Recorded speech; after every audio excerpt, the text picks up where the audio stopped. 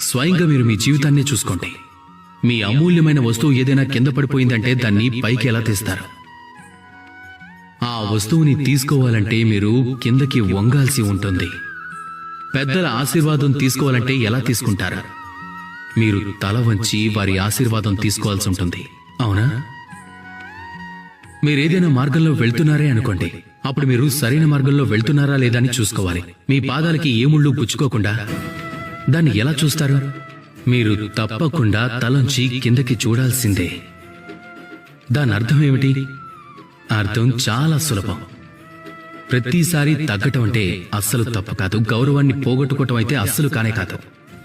పరిస్థితికి అనుగుణంగా అవసరమైన చోట మీరు తగ్గడం నేర్చుకుంటే అప్పుడు మీరు ఎన్నో పొందగలరు. జ్ఞానం, గౌరవం, గుణం, విశ్వాసం.